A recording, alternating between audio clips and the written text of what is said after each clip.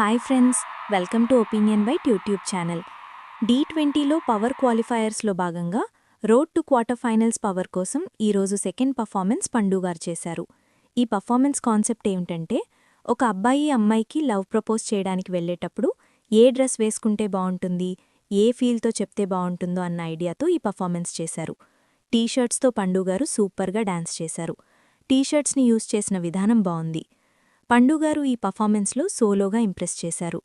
Prabhudeva master choreography బాగానే చేశారు. Judges కూడా పండుగారు పర్ఫార్మెన్స్ బావుందన్నారు.